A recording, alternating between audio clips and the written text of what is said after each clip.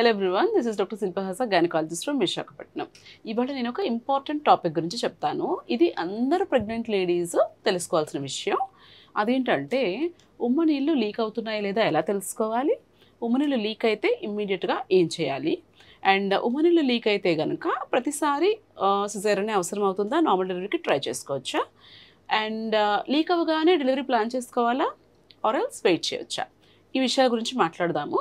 ఈ టాపిక్ని ఇంకొంచెం ఇంట్రెస్టింగ్గా చేయడం కోసం డాక్టర్ దీప్తి నేను ఇద్దరం మాట్లాడతాం దీని గురించి. హాయ్ దీప్తి. దీప్తి, మనము దీప్తి ఎన్ని ఇయర్స్ నుంచి చేస్తున్నావు వర్క్? 2 years కదా. సో ఈ 2 yearsలో ఉమ్మనీళ్ళు లీక్ అవటం అన్నది మనం డిఫరెంట్ జెస్టేషన్ ఏజెస్లో చూసుంటాము. ఉమ్మనీళ్ళు లీక్ అన్నది, I want tell the viewers one thing. ఉమ్మనీళ్ళు లీక్ అన్నది 9వ నెలలో, అంటే నెలలు నిండుతున్నప్పుడు అవ్వటానికి ఒక సిగ్నిఫికెన్స్ ఉంటుంది, and preterm 8th monthలో, 7th monthలో, 6th monthలో, 4th monthలో, ఇలా డిఫరెంట్ స్టేజెస్ ఉమ్మనీళ్ళు లీక్కి డిఫరెంట్గా ఉంటుంది మన మేనేజ్మెంట్. ప్రతి వాళ్ళకి ఒకలాగా చేయట్లేదు కదా. సో మనము 9th month నుంచి అలా వెనకొద్దాము.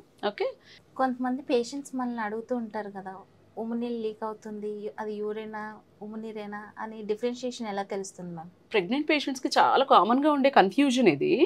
ఎందుకంటే వాళ్ళ మెయిన్ 3 థింగ్స్కి కన్ఫ్యూజ్ అవుతూ ఉంటారు. ఒకటి, యూరిన్ ఏమన్నా లీక్ అవుతుందా, లేదా ఉమ్మనీళ్ళు లీక్ అవుతున్నాయా, లేదా వైట్ డిశ్చార్జ్ ఏమన్నా అవుతుందా. ఈ 3 డిఫరెన్షియేట్ చేసుకోవాలి. ఎందుకంటే ఒకటి వైట్ డిశ్చార్జ్ అట్లాంటివి ఏమైనా ఉండి మనం ప్రాంప్ట్గా ట్రీట్ చేసుకోకపోయినా, ఇన్ఫెక్షన్స్ ఏమైనా ఉన్న ప్రాబ్లమే. So that we have to differentiate. And నిజంగా ఉమ్మనీళ్ళు లీక్ ఉండి వాళ్ళు యూరిన్ లీక్ అని ఉండిపోయారనుకో, అది ఇంకొక ప్రాబ్లం. మనం ఎగ్జాక్ట్గా ఇలాంటి సిచ్యువేషన్ ఒకటి హ్యాండిల్ చేస్తాం అబౌట్ 6-7 months ago. గుర్తుందా? ఒక లేడీ 8th monthలో 3 రోజుల నుంచి లీక్ అవుతున్నా కూడా యూరిన్ అయి ఉంటుందిలే అని తన ఇంట్లో ఉండిపోయారు. ఎందుకు ఈ డిఫరెన్షియేట్ చేయటము, తెలుసుకోవడం ఇంపార్టెంట్ అంటే మనం ప్రాంప్ట్గా ట్రీట్ చేసుకోవాలి. ఒకటి, నెలలు నిండుతున్నప్పుడు లీక్ అయింది అనుకో, ఆ లీక్ ఐడెంటిఫై చేసుకుని వెంటనే వచ్చేస్తే కనుక మన ఉమ్మనీళ్ళ కలర్ ఎట్లా ఉందన్నది అసెస్ చేసుకోవచ్చు, డెలివరీ ప్లాన్ చేసుకోవచ్చు. ఉమ్మనీళ్ళ leak, vaginal discharge, urine leak, ఈ 3 డిఫరెన్షియేట్ చేసుకోవటం అనేది చాలా important. Because urine leak, vaginal discharge మనం ప్రాంప్ట్ డిటెక్ట్ చేయకపోయినా పర్వాలేదు, బట్ ఉమ్మనీళ్ళ లీక్ అనేది ఐడెంటిఫై చేసుకోవాలి. ఉమ్మనీళ్ళు అన్నది ఆ లేడీ కంట్రోల్లో ఉండదు. ఒక్కొక్కసారి ఒక గష్ లాగా వచ్చేస్తుంది, అది డెఫినెట్గా ఉమ్మనీళ్ళే అవుతుంది. ఒక్కొక్కసారి హై లీక్ ఉందనుకో, కొంచెం డ్రాప్గా అవ్వచ్చు, బట్ కంటిన్యూస్గా ఉంటుంది, ఆర్ సమ్టైమ్స్ ఇంటర్మిటెంట్గా కూడా ఉండొచ్చు. ఉమ్మనీళ్ళు అనేది మన కంట్రోల్లో ఉండదు. ఒక్కొక్కసారి పడుకొని లేచిన తర్వాత సడన్గా లీక్ అయిపోతూ ఉంటుంది. కాళ్ళు మొత్తం తడిచిపోవడము, బెడ్షీట్ అంతా తడిచిపోవడము, ప్యాంటీస్ అంతా వెట్ అయిపోవడము, అది typical of amniotic fluid leak. Urine leak అనేది అది మన కంట్రోల్లో ఉంటుంది, lady can control it. And ఇంత ఎక్కువ లీక్ అనేది ఉండదు. యూరిన్ పాసెసెస్ వచ్చేసిన తర్వాత మళ్ళీ లీక్ అనేది కంటిన్యూ అవ్వదు యూరిన్ లీక్ అయితే కనుక. అండ్ యూరిన్కి టిపికల్గా యూరిన్ స్మెల్ ఎలా ఉంటుంది అట్లాగే ఉంటుంది, అండ్ కొంచెం yellow కలర్లో ఉంటుంది. ఉమ్మనీళ్ళు అనేవి చాలా క్లియర్గా ఉంటాయి, కోకోనట్ వాటర్ లాగా ఉంటాయి, అన్లెస్ బేబీ మోషన్ పాస్ చేస్తే తప్ప. అలాంటి సిచ్యువేషన్లో గ్రీన్గా ఉంటుంది. అండ్ వెజనల్ డిశ్చార్జ్కి వచ్చేసరికి ఉమ్మనీళ్ళ వచ్చినంత ఎక్కువ క్వాంటిటీలో కానీ, యూరిన్ లీక్ అయినంత ఎక్కువ క్వాంటిటీలో కానీ వెజనల్ డిశ్చార్జ్ రాదు. వెజనల్ డిశ్చార్జ్ అనేది చాలా మినిమల్గా ఉంటుంది, మినిమల్గా ప్యాంటీ స్ట్రెయిన్ అవుతుంది. So that is how you can differentiate. ఇంకా ఏదైనా డౌట్ ఉందంటే మాత్రం ఇమీడియట్గా డాక్టర్ని కన్సల్ట్ చేయడం అనేది చాలా ఇంపార్టెంట్. అండ్ టిపికల్గా నిన్న ఒక పేషెంట్ చూసాం కదా మనము, తుమ్మినా తగ్గిన లీక్ అవుతుంది, ఉమ్మనీళ్ళు ఏమో నేను భయపడ్డాను అని చెప్పి వచ్చారు. అది typical of urine leak. Stress incontinence అనేది ప్రెగ్నెన్సీలో ఉంటుంది కదా. చాలామంది ప్రెగ్నెంట్ లేడీస్కి స్ట్రెస్ ఇన్కాంటినెన్స్ ఉంటుంది, అంటే తుమ్మిన దగ్గర యూరిన్ లీక్ అవటం అనేది. ఉమ్మనీళ్ళు అనేది తుమ్మిన దగ్గర లీక్ అవడం అంటూ ఉండదు, అది కంటిన్యూస్గా లీక్ అవుతూనే ఉంటుంది ఉంటే కనుక. సో తుమ్మిన దగ్గర ప్రెగ్నెన్సీలో యూరిన్ లీక్ అవుతుంటే ఉమ్మనీళ్ళు లీక్ అని మీరు భయపడక్కర్లేదు. నెలలు నిండాక ఉమ్మనీళ్ళు లీక్ అయితే ఏం చేయమంటారు మ్యామ్? 9th monthలో కానీ, క్లోజ్ టు డ్యూ డేట్ కానీ ఉమ్మనీళ్ళు లీక్ అవుతున్నాయి అనిపించింది అనుకోండి, మనం ఇప్పుడు చెప్పిన సిమ్టమ్స్ అవి ఉండి లీక్ అవుతున్నాయి అనిపిస్తే ఫస్ట్ ఇంట్లో చక్కగా స్టెరైల్ ప్యాడ్ పెట్టేసుకోవాలి, శానిటరీ ప్యాడ్ పెట్టుకోవాలి. ఉమ్మనీళ్ళ కలర్ ఎలా ఉంటుందన్నది అబ్జర్వ్ చేసుకోవాలి, అండ్ ఎన్ని గంటలకి లీక్ అయింది ఇది నోట్ చేసుకోవాలి.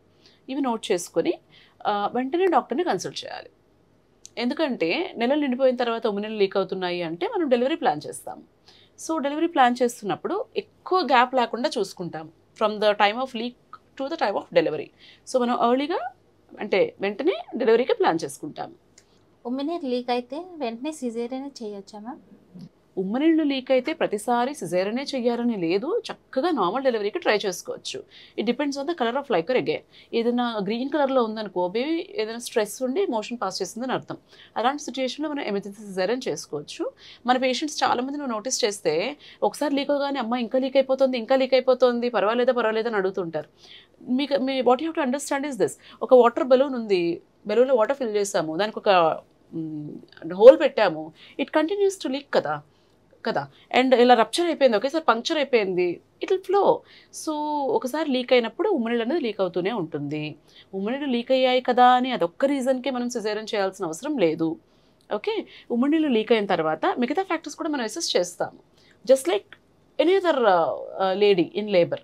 బేబీ వెయిట్ ఎంత ఉంది, పెల్విస్ ఎలా ఉంది, జెస్టేషన్ ఏజ్ ఎంత, ఇంకేమైనా రిస్క్ ఫ్యాక్టర్స్ ఉన్నాయా, ఇవన్నీ అసెస్ చేసుకొని తనకు చక్కగా నార్మల్ డెలివరీ చేయొచ్చు అంటే చేస్తాము. కాకపోతే వితిన్ 24 hours అట్లా డెలివరీ అయిపోతే కనుక బేబీ విల్ బీ హెల్దీ. మనం వెయిట్ చేస్తున్న కొద్దీ ఇన్ఫెక్షన్ రిస్క్ అనేది పెరుగుతూ ఉంటుంది. After 16 hours of leak infection risk అనేది ఇంక్రీజ్ అవుతూ ఉంటుంది.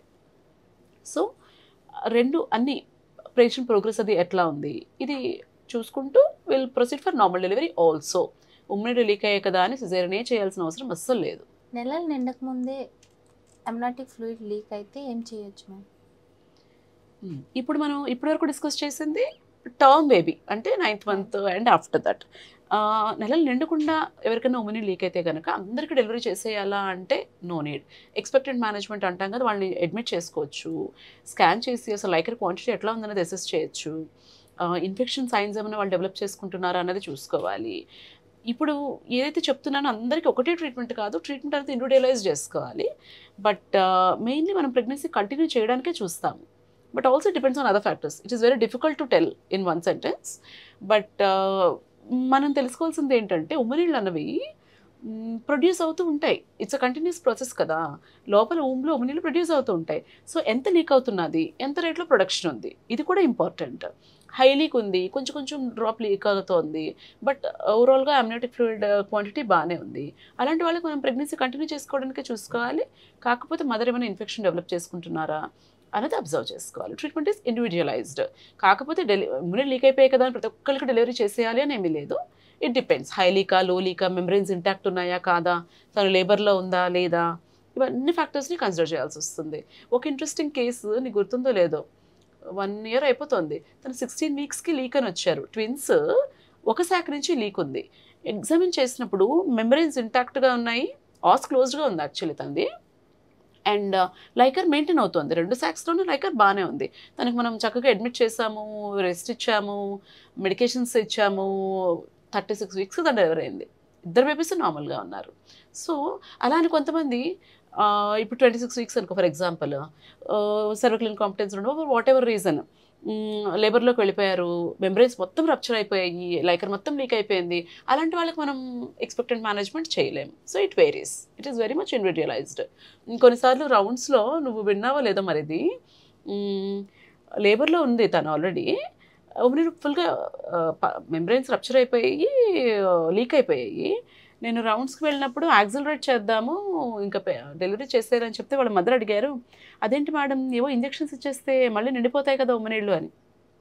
Is there any logic behind it? లేదు కదా, అదేమి ట్యాప్ కాదు, ఇది మనం సీల్ చేసేయలేము. సో ఇట్ డిపెండ్స్, అసలు పేషెంట్ సిచ్యుయేషన్ బట్టి ఉంటుంది. సో యా, ఉమ్మనీళ్ళు లీక్ అయితే భయపడాల్సిన అవసరం ఏమైనా ఉందా మ్యామ్?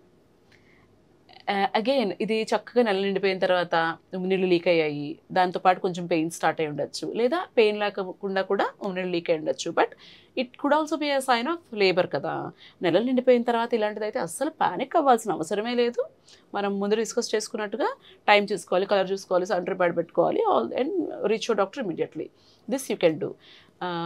బట్ నీకు గుర్తుందా, ఒక 1 year క్రితం ఒక పేషెంట్ వచ్చారు, తనకి 28 weeksలో 3 days నుంచి కొంచెం లీక్ ఉన్నా కూడా తను యూరిన్ లీక్ ఏమో అనుకుని ఇంట్లో ఉండిపోయారు.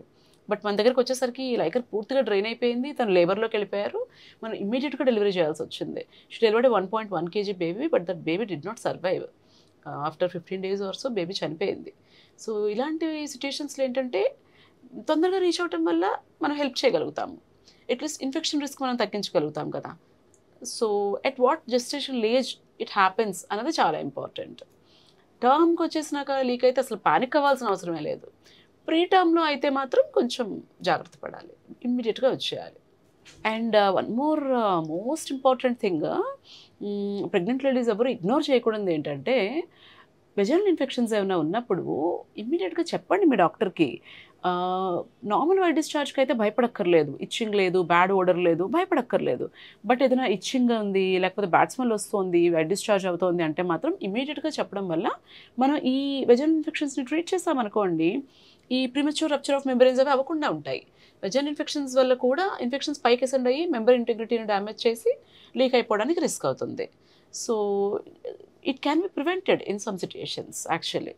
That is a very good thing that they should know. Thank you Deepti. Thank you ma'am, ఇవాళ చాలా మంచి పాయింట్స్ డిస్కస్ చేసాం. I hope it is useful to them కదా. అవును. ప్రెగ్నెంట్ లేడీస్ అందరూ దీన్ని చూడండి, మీ ఫ్రెండ్స్కి కానీ ఫ్యామిలీకి కానీ అవసరం అవుతుంది అనుకుంటే, యూస్ఫుల్ అవుతుంది అనుకుంటే షేర్ చేయండి. బట్ ఇంకొకటి what I want to tell you before I end it, ఏ ప్రాబ్లం అన్నా మీకు అనిపించింది అనుకోండి, go to your doctor immediately. అది ఏం పర్వాలేదు వెళ్ళిపోండి అని మీ డాక్టర్ అంటే దట్ ఈస్ గుడ్.